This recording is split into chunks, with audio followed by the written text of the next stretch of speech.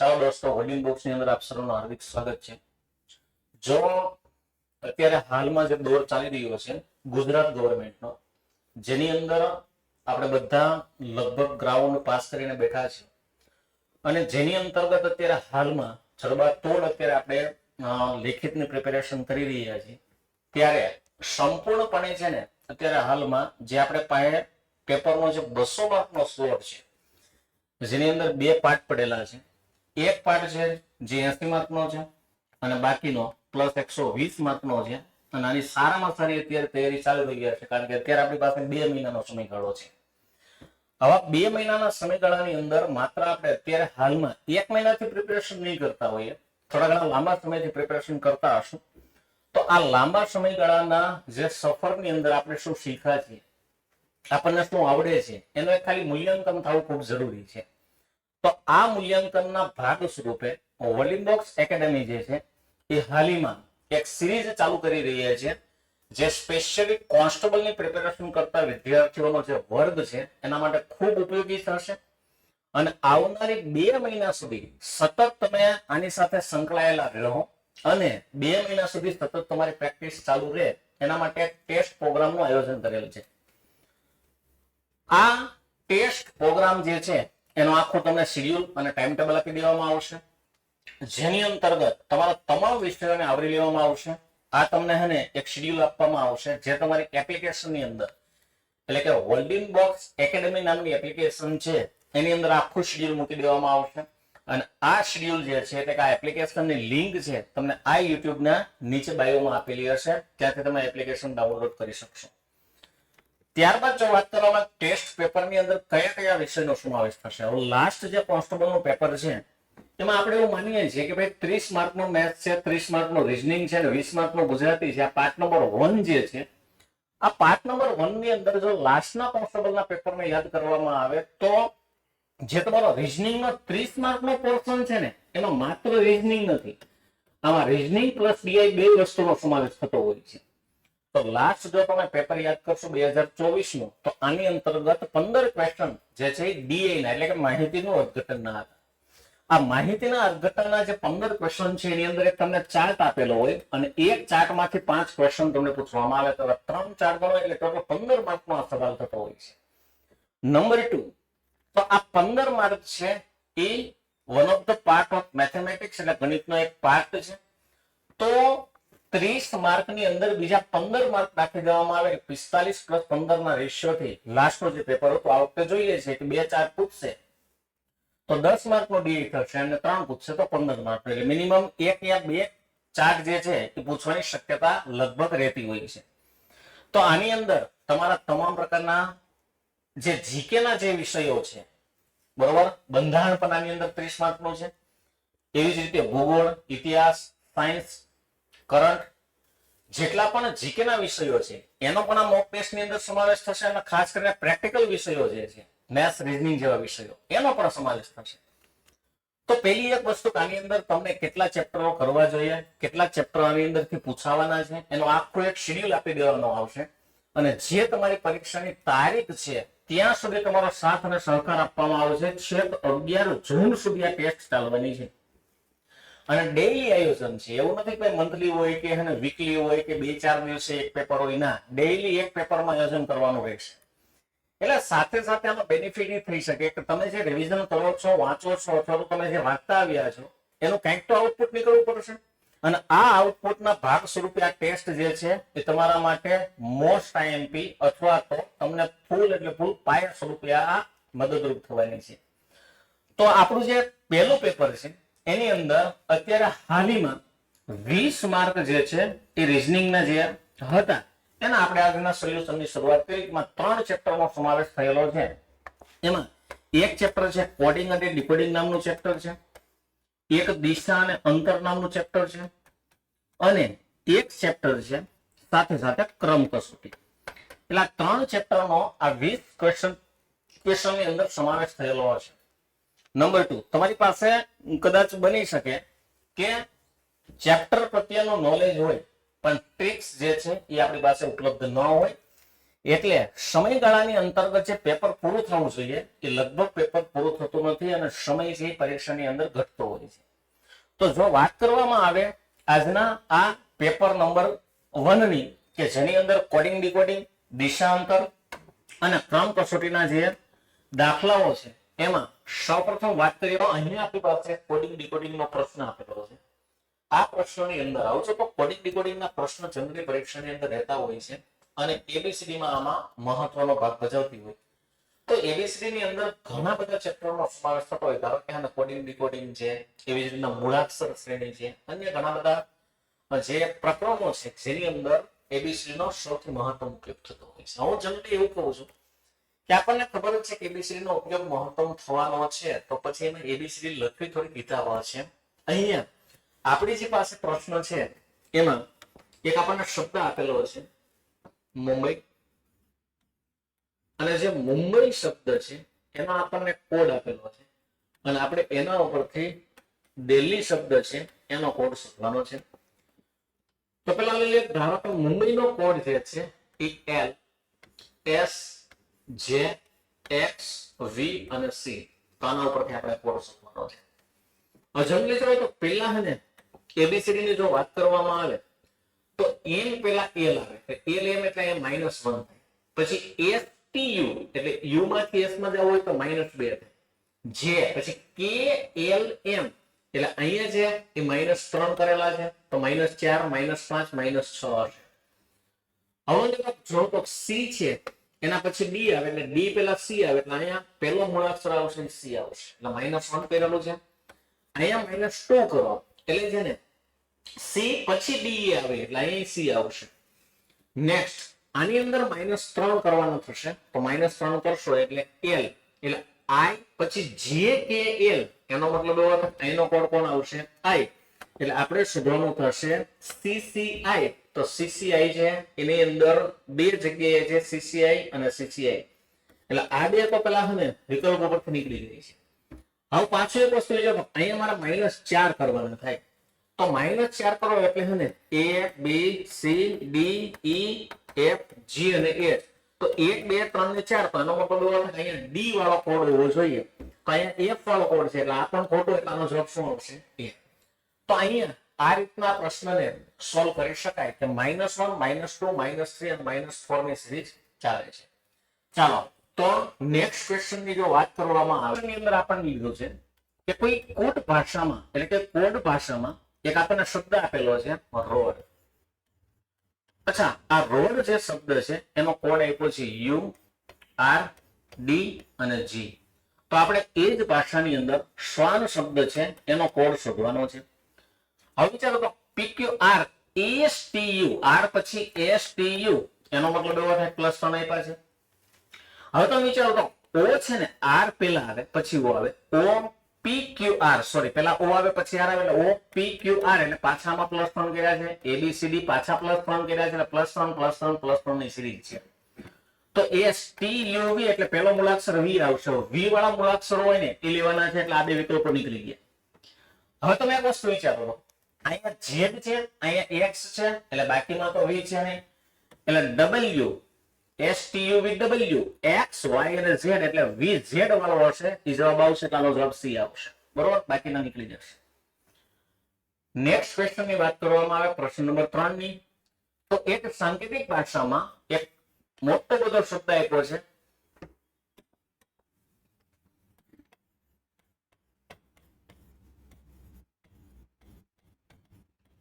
Radio chemist અને આનો જે કોડ છે એ T B F J Q D J F O J U U આવો કઈ કોડ આપેલો છે અને આપણે માઇક્રોબાયોલોજી નો કોર્સ શોધવાનો છે. માઇક્રોબાયોલોજી. હવે વસ્તુ વિચારો તો PQR ST એનો મતલબ એવો થાય અહીંયાથી અહીંયા આવો એટલે R પછી ST એટલે +2 કર્યા છે. R ST A પછી B આવે એટલે +1 કર્યો. D E F એટલે +2 I પછી J એટલે +1 O PQ એટલે +2 છે. C પછી D એટલે +1 છે એટલે સિરીઝ આલે છે +2 +1 +2 +1 +2 +1 +2 એટલે એમ એન ઓ એટલે પહેલો મૂળાક્ષર ઓ આવશે એટલે ઓ વાળા છે એ બધા ઓ વાળા છે.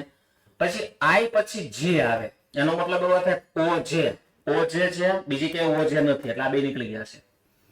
પછી સી ડી અને ઈ આવશે એટલે ઓ જે ઈ. હવે જો તો અહીંયા ઓ જે ડી છે એ નીકળી જશે એટલે જવાબ શું આવશે ઉપર પૈકી એક પણ નહીં. આનો ફાઇનલ આવશે આન્સર આવશે ઉપર પૈકી એક પણ નહીં. હાલો નેક્સ્ટ ક્વેશ્ચન ની વાત કરવામાં આવે તો પ્રશ્નની અંદર આપ્યું છે કે જો સાંકેતિક ભાષામાં કાઉન્સિલ શબ્દ એક આપણને જોવા મળે છે અને આ કાઉન્સિલ શબ્દ છે એનો કોડ છે BITIRAK અને એના ઉપર શોધવાનું છે આપણે ગાઈડન્સ. આનો કોડ જે છે આપણે ફાઇન્ડ કરવાનો છે. તો સૌપ્રથમ પહેલેથી વિચારો તો સી છે ને એની પહેલા બી આવે એટલે -1. હવે HI JKLMNO એટલે -6 થયા. હવે જો તો T પહેલા U આવે સોરી U પહેલા T આવે STU એનો મતલબ એવો થાય -1. પછી I થી પાછો ચેક કરો તો I JKLMNO એટલે અહીંયા -5 થયા. R પછી S આવે એનો મતલબ એવો થાય -1. Okay A B C D E એટલે -4 થયા અને K પછી L એટલે -1. તો સિરીઝ શું બને છે -1 -6 -1 5 1 4 અને 1 અને માઇનસ માં બને છે. હવે એક વસ્તુ વિચારો તો G પેલા કોણ આવે તો ABCD E F G એનો મતલબ એવો થાય કે અહીંયા F વાળી સિરીઝ આવશે. હવે F વાળી સિરીઝ બધી છે તે સિવાય કે બે જગ્યાએ એટલે આ બે કાઢી નાખો. હવે તમે એક વસ્તુ જોઈ શકો કે અહીંયા છે ને F O H H અહીંયા પેલા ત્રણ મૂળાક્ષર તો કોમન જ છે એટલે છેલ્લેથી આગળના મૂળાક્ષર ઉપરથી લગભગ મને જવાબ મળી જાય. છેલ્લેથી આગળમાં છે ને E આવે કે B આવે ગોતી લો. તો છેલ્લેથી આગળમાં -4 કરવાના છે અહીં -4. તો હવે વિચારો -4 કરશો એટલે A B C D E એટલે અહીંયા C પેલા હને Z આવવો જોઈએ પ્રશ્ન મુજબ. છતાં અહીંથી ને એક ચેક કરી લઈએ Z છે ને એ પાછું K એટલે કે છે નહીં. ઓકે KL અહીંથી આખું જ ગુણવું પડશે. જોઈ લઈએ -1 -6 -1 -5 -1 -4 તો અહીંયા છે ને -1 થશે -1 અને -3 થશે બરાબર. કારણ કે અહીંયા મૂળાક્ષર સમાન નથી એટલે 1 1 1 1 અને મને કહો C છે એની પહેલા કોણ આવશે B એટલે છેલ્લેથી આગળ વાળો B વાળો હશે ને વિકલ્પ આવશે એટલે આનો જવાબ શું આવશે B. ઓકે નેક્સ્ટ કોઈ ચોક્કસ કોડ જે છે એમાં એક શબ્દ આપેલો છે ગેમ.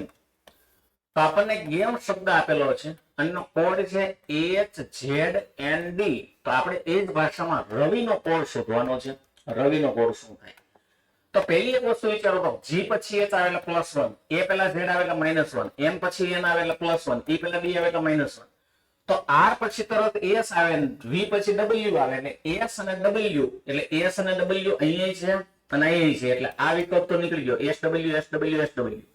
અચ્છા એ પેલા Z આવે તો SZW એટલે SZW H પેલા I પેલા H આવે એટલે છેલ્લો H આવે ને જવાબ હશે એટલે આવડો ફાઇનલ આન્સર થશે. નેક્સ્ટ સાંકેતિક ભાષામાં શબ્દ છે જેસોન. ઓકે આ જેસોન શબ્દ છે એનો કોડ છે KBTPO અને આપણે શોધવાનો છે માસ્ટરનો કોડ. તો માસ્ટરના કોડ મુજબ જો જોવામાં આવે તો સૌપ્રથમ જે પછી K એટલે +1 ફરીથી જે પછી K એટલે +1 A પછી B એટલે +1 STOPNO તો M પછી સીધો N આવે A પછી B આવે એટલે NB ત્રણ જગ્યાએ છે એટલે આ વસ્તુ નીકળી ગઈ. H પછી T આવે ઓકે તો NBT તો અહીં NBT છે અહીં NBT છે અહીં NBT છે. T પછી U આવે એનો મતલબ એવો થાય NBTU તો NBTU NBTV NBTU એટલે આવડો નીકળી ગયો. E પછી F આવે આવડો નીકળી જશે કારણ કે અહીંયા F છે એટલે આવડો ફાઇનલ આન્સર થઈ જશે. નેક્સ્ટ આગળનો પ્રશ્ન છે હવે જો તો જે ક્રમ કસોટી છે એની એકવાર હું હાઇલાઇટ આપી દઉં. ક્રમ કસોટી તો ક્રમ કસોટીની અંદર છે ને મેક્સિમમલી હને 4 ટાઈપના પ્રશ્ન પૂછાતા હોય છે. એમાં કુલ સંખ્યા શોધવા વાળો દાખલો, એક હોય છે કોઈ એક સાઈડનો ક્રમ શોધવા વાળો દાખલો, એક બે વ્યક્તિની વચ્ચેની સંખ્યાનો દાખલો, અને એક છે ને સ્થાનની અદલા બદલીનો દાખલો. તો એક વસ્તુ વિચારો તો જો સ્થાનની અદલા બદલી અથવા તો બે વ્યક્તિની વચ્ચે કેટલા જણા હશે એ ગોતવું હશે તો હું તમને એક બેસ્ટમાં બેસ્ટ ટ્રીક પણ આપી છે. જોજો પ્રશ્ન એવો છે 49 વિદ્યાર્થીઓના વર્ગમાં ઋતુનો ક્રમ પહેલેથી ગણતરી કરતા 18મા સ્થાને છે તો છેલ્લેથી કેટલામો હશે? હવે તમે નોર્મલી વિચારો તો એક ક્લાસમાં 49 વિદ્યાર્થીઓ છે, એમાં અહીંયા એક વ્યક્તિ બેઠો છે ઋતુ, એનો ક્રમ છે ને આગળથી ગણતા કેટલામો હશે? 18. તો આપણે શોધવાનું છે પાછળથી એનો ક્રમ કેટલો હશે. હવે ચાલો આખી રોલમાં કુલ કેટલા જણા હતા તો કે 49, એમાં આ સાઈડ થી 18મો ક્રમ ઘડીક વાર આમાં માઇનસ કરી દઉં તો 31 વધશે. એનો મતલબ શું થાય? આ સાઈડમાં 31 જણા બેઠા હશે, 31 જણા. હવે 18માં ઋતુને તમે એને ગણવાનું છે, તમે જયારે 18 માઇનસ કર્યા ને એમાં ઋતુ માઇનસ થઈ ગયો. તો જો તમારે સ્પેશિયલી ઋતુનો જ ક્રમ અંદર ગણવો હોય તો +1 હજી એકવાર કરવા પડશે. એટલે નીચેથી સ્થાન ગણવામાં આવે તો ઋતુનું સ્થાન કેટલામું થશે તો કે 32મું સ્થાન થશે. અને 32મું એટલે ઓપ્શન નંબર કયો આપે છે? સી. Next question. અહીંયા પ્રશ્ન એ છે એક પરીક્ષામાં પાસ થનારા વિદ્યાર્થીઓમાં હીરકનો ક્રમ ઉપરથી 17મો અને નીચેથી 27મો છે. એટલે પેલા પાસ થનારા વિદ્યાર્થીઓમાં હતો વિચારો તો કે અહીંયા હીરકનો ક્રમ છે એ 17મો છે અને આ સાઈડ થી 27મો છે.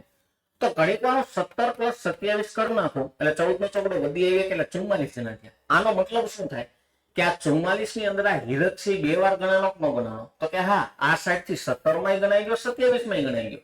તો -1 કરી નાખો એટલે પાસ થનારા વિદ્યાર્થીઓ કેટલા જણા હશે તો કે 43. અચ્છા, એમાંથી છે ને લગભગ 9 વિદ્યાર્થીઓએ પરીક્ષા નથી આપી એટલે 43 જણા તો પાસ થયા, 9 તો પરીક્ષા જ નથી આપી. અને 10 વિદ્યાર્થીઓ છે પરીક્ષામાં શું થયા? નાપાસ. એટલે આ બધાનો સરવાળો કરવાનો થાય એટલે આપણને વર્ગખંડની કુલ સંખ્યા મળે. તો 9 ને 3 12 નો બગડો વધી આવી અને 4 ને 2 6 એટલે એનો મતલબ એવો થાય કે વર્ગખંડની કુલ સંખ્યા હશે કેટલી હશે તો કે 62, 62 કુલ સંખ્યાઓ હશે.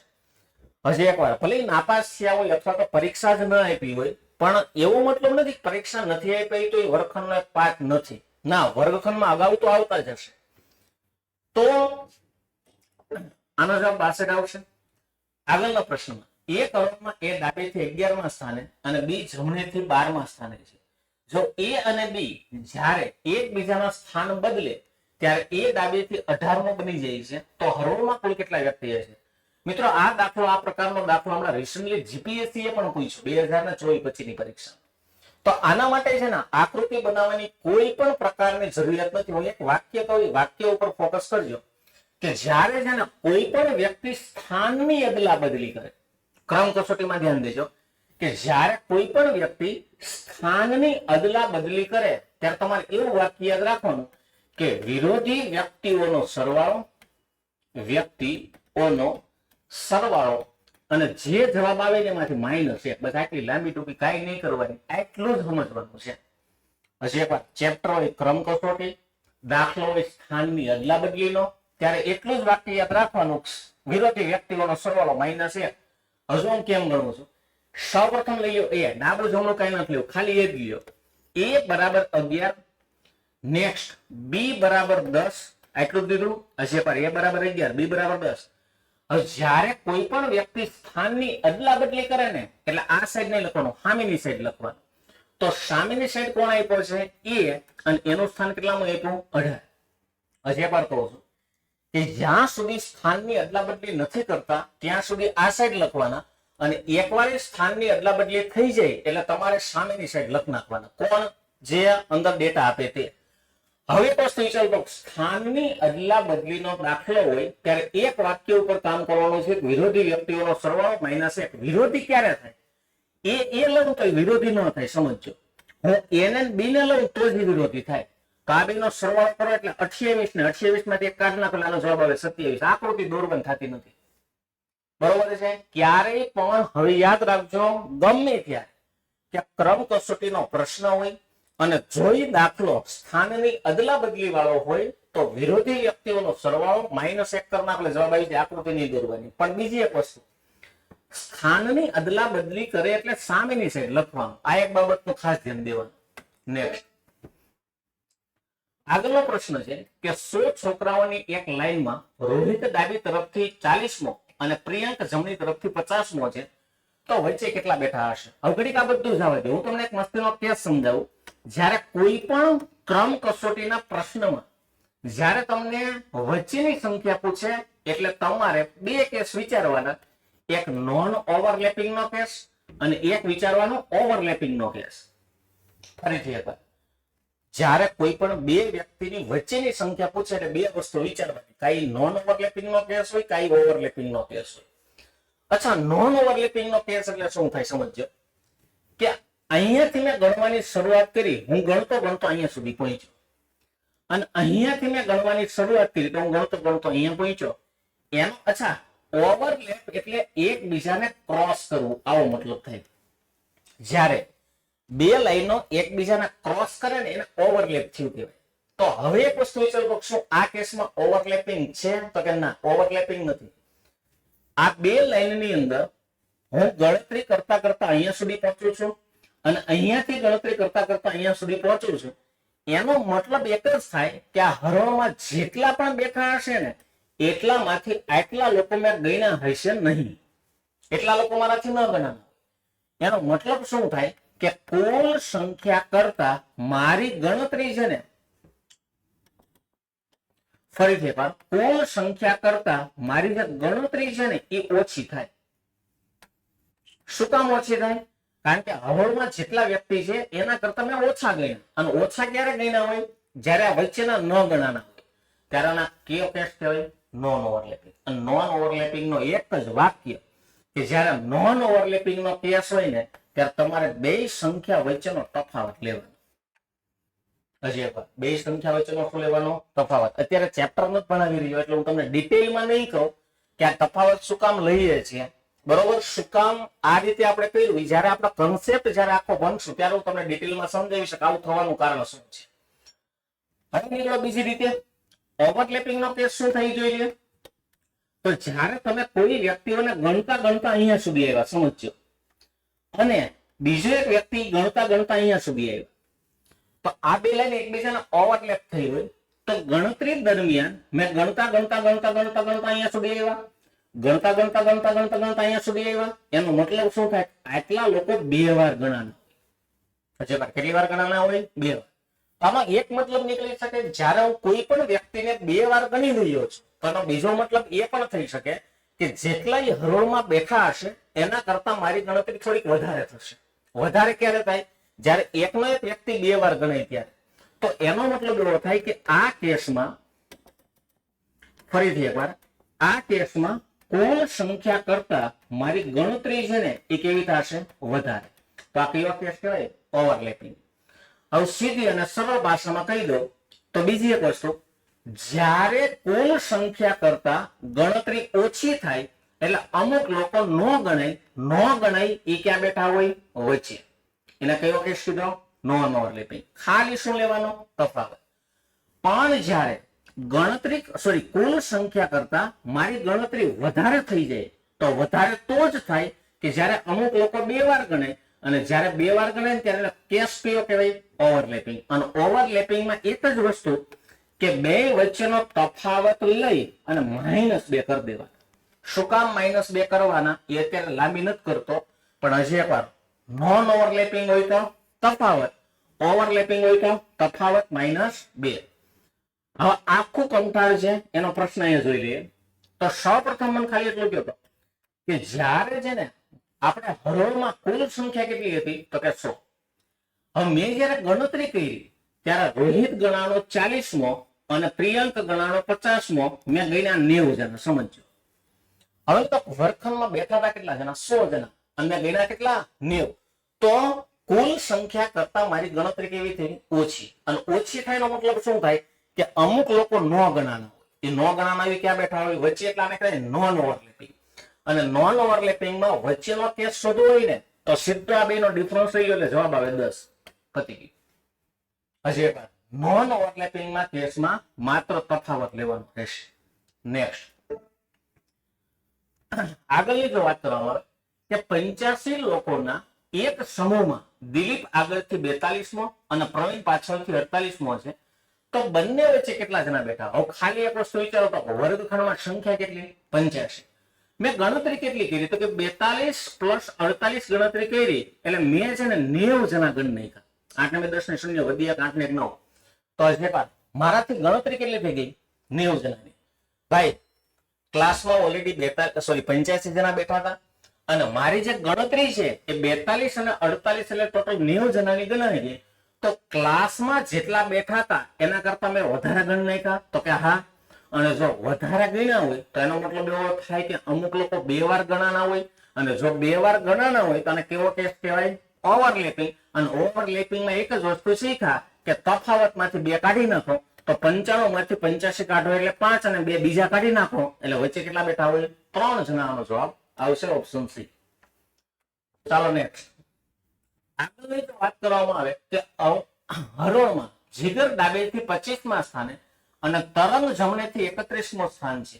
જો જીગર અને તરંગની વચ્ચે 7 વિદ્યાર્થી હોય તો હરોળમાં મહત્તમ વિદ્યાર્થી કેટલા હશે? જોજો મહત્તમ. આનો મતલબ શું થાય? જો 2 રીતે થાય.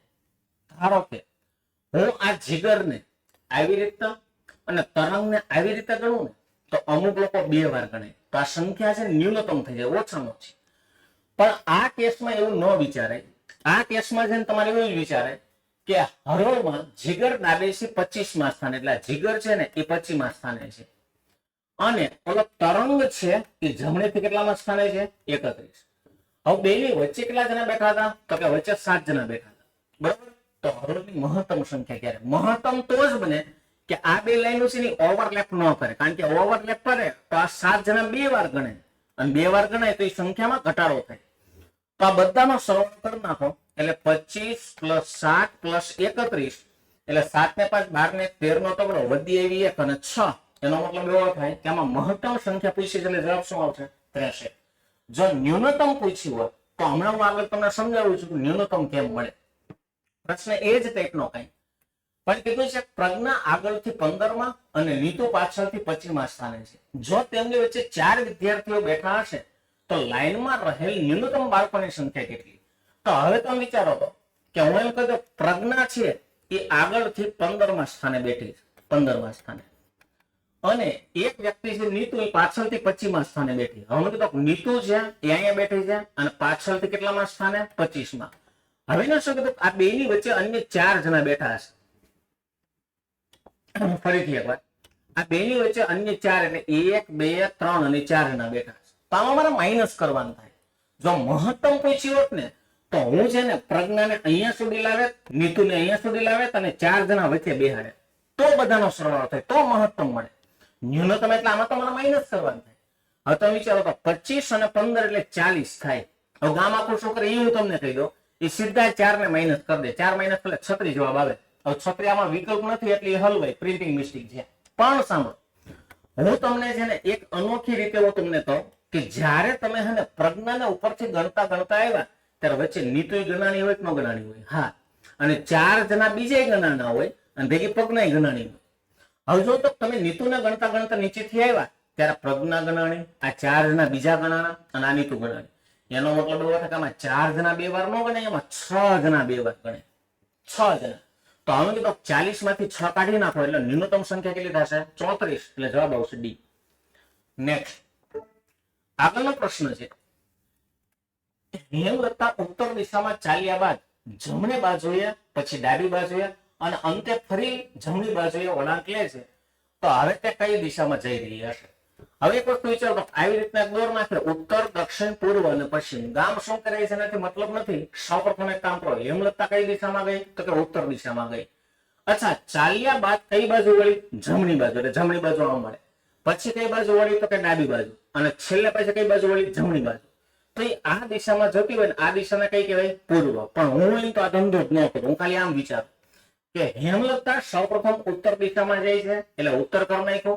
હવે જો જમણી, ડાબી અને જમણી, તો હું તમને કહી દઉં જમણી ડાબી ઉડી ગયું, ખાલી જમણી વધ્યું, તો આ જમણી બાજુ જાય છે એટલે પૂર્વ દિશા.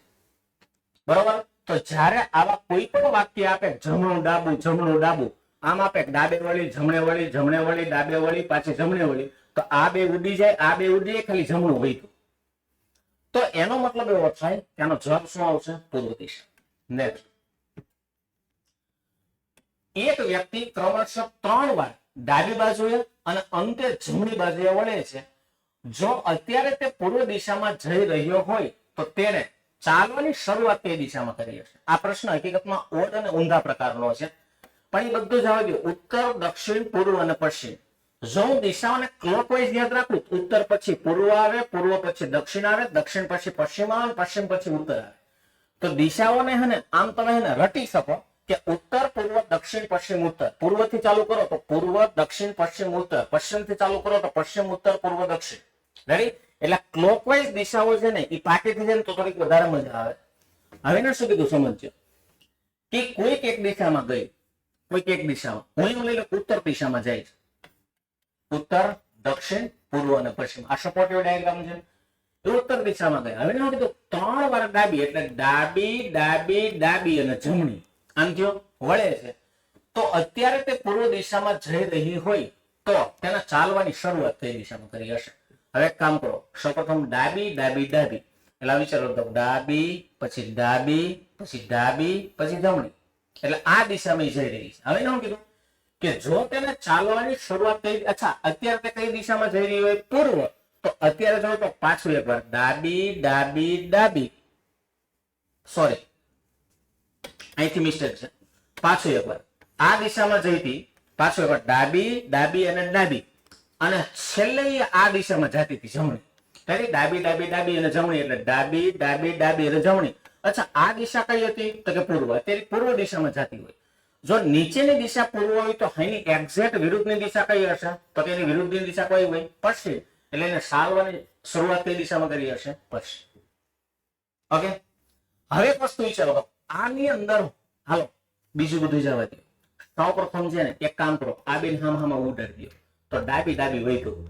અહીંથી મેં ચાલુ કર્યું હતું કે હું આ દિશામાં ગયો, પછી ડાબી અને ડાબી, એટલે આ દિશામાં જતો હતો. આ દિશા કઈ હતી? પૂર્વ. તો એની ઓપોઝિટ કઈ હોય? પશ્ચિમ. એટલે ચાલવાની શરૂઆત પશ્ચિમમાં થઈ ગઈ. રેડી? તો ખોટું હલવાવું ન હોય તો ડાબું જમણું ઉડાડી દેવાનું, અંતર ન આપેલું હોય તો. નેક્સ્ટ, અચ્છા એને કીધું છે કાવ્ય છે ને, જો આની અંદર ડિગ્રી પણ એને નાખી છે. તો સૌપ્રથમ કાવ્ય દક્ષિણ દિશામાં જઈ રહી છે. અહીંથી ચાલુ કરો, ઉત્તર, દક્ષિણ, પૂર્વ અને પશ્ચિમ. તો કાવ્ય છે ને દક્ષિણ દિશામાં જઈ રહી છે. એટલે સૌપ્રથમ છે ને કાવ્ય દક્ષિણ દિશામાં જતી હતી. હવે એને શું કીધું? અહીંથી તે અનુક્રમે 180 ડિગ્રી ઘડિયાળની દિશામાં, અરે 180 કોઈ પણ દિશામાં હોય એ હંમેશા ઓપોઝિટ જ લે. બરોબર? એટલે અહીંયા સ્ટાર્ટ કર્યું હતું, જોઈજો. ઓકે, હવે અત્યારે ઉત્તર દિશામાં જઈ રહી છે. હવે હું કીધું કે 90 ડિગ્રી ઘડિયાળની વિરુદ્ધની દિશામાં. હું તમને એમ કહું છું, ધારો કે અત્યારે હું આવી રીતના બની નાખું, આમ જાય છે. હવે ઘડિયાળની દિશા એટલે કઈ કહેવાય? તો કે આવી રીતના કહેવાય. તો અહીંયા જાતી હોય ને ઘડિયાળની દિશામાં 90 ડિગ્રી ફરે, એટલે 90 ડિગ્રી એટલે એ આ દિશામાં આવે. બરોબર છે? હજી એકવાર સાંભળી લો કે સૌપ્રથમ દક્ષિણમાં જતી હતી, અહીંથી તે 180 ડિગ્રી ઘડિયાળની દિશામાં એટલે ઉપર જાય છે. અને હવે શું કીધું? 90 ડિગ્રી ઘડિયાળની વિરુદ્ધની દિશામાં. સોરી, તો 90 ડિગ્રી ઘડિયાળની વિરુદ્ધની દિશા હશે તો એ આ થશે. બરોબર? 90 ડિગ્રી. હજી એકવાર સાંભળી લો, કોઈ પણ દિશા હોય ને એને આ જે એંગલ હોય ને 90 ડિગ્રી નો હોય. આ એંગલ 90 ડિગ્રી નો હોય તો અંદરના ખૂણા હોય ને બધા 45 ડિગ્રી ના હશે. તો ફરીથી એકવાર ઘડિયાળની વિરુદ્ધની દિશામાં 90 ડિગ્રી ફરી, એટલે અત્યારે પશ્ચિમમાં જઈ રહી હોય. હવે આગળ શું કીધું કે 45 ડિગ્રી પાછી ઘડિયાળની વિરુદ્ધની દિશામાં. અમન કે ધારો કે અચ્છા 45 ડિગ્રી ઘડિયાળની વિરુદ્ધની દિશામાં, પાછી 45 ડિગ્રી ઘડિયાળની વિરુદ્ધની દિશામાં. એટલે વિરુદ્ધની દિશા, વિરુદ્ધની દિશા, એટલે 45 90 થાય. તો આવું પાછું વિચારો તો આ દિશામાં જતી હોય અને 90 ડિગ્રી ઘડિયાળની વિરુદ્ધની દિશામાં જાય, એટલે હવે આ દિશામાં જઈ રહી હોય અને શું કીધું છે? અને હવે રોકાઈ જાય છે. તો હવે કઈ દિશામાં જઈ રહી હશે? એટલે નીચેની દિશા આવશે. એને કઈ દિશા કહેવાય? તો કે દક્ષિણ. ઓકે, એટલે ઓપ્શન નંબર બી આવશે. નેક્સ્ટ, આગળના પ્રશ્નમાં એવું કીધું છે કે કેતન અમુક દિશામાં ચાલવાની શરૂઆત કરે. કાંઈ નહીં કરવાનું, ઉત્તરથી ને ઉપરથી ને ચાલુ કરો, પછી જોઈ જશે શું થાય છે. તો અગેન એકવાર કેતન પેલા આ દિશામાં ગયો. હવે શું કીધું છે કે થોડુંક ચાલ્યા બાદ 180 ડિગ્રી ઘડિયાળની દિશામાં. ઘડિયાળ હોય કે ઘડિયાળની વિરુદ્ધ હોય 180, એટલે હું લખ નાખું કે એને સ્ટાર્ટ અહીંથી કર્યું હતું. હવે 180 એટલે એક્ઝેક્ટ ઓપોઝિટ બની ગયો. ઓકે, આવી રીતના બની ગયું. હવે શું કીધું, 90 ડિગ્રી ઘડિયાળની દિશામાં અને 180 ડિગ્રી ઘડિયાળની વિરુદ્ધની દિશામાં. હું તમને એમ કહું કે ધારો કે 90 ડિગ્રી આમ ગયો હોય અને 180 ડિગ્રી આમ ગયો હોય. અચ્છા, ઈ રેવા દો. હાલો પાછો એક વાર, 90 ડિગ્રી ઘડિયાળની દિશામાં. હવે કીધું આમ જતો હોય અને 90 ડિગ્રી ઘડિયાળની દિશામાં કે એટલે અત્યારે આ દિશા પકડે. સોરી, ઘડિયાળની દિશા કીધી છે. તો અગેન એક વાર, ઘડિયાળની દિશા કઈ છે એનો મતલબ એવો થાય કે 90 ડિગ્રી આ સાઈડ પકડશે. બરોબર. હવે તો 180 ડિગ્રી ઘડિયાળની વિરુદ્ધની દિશામાં, એટલે 180 એટલે એક્ઝેક્ટ ઓપોઝિટ થાય, એટલે અત્યારે આ દિશા પકડશે અને હવે ઉત્તર દિશામાં પહોંચી જાય છે. એનો મતલબ એવો થાય આવડી આ દિશા કઈ છે? ઉત્તર.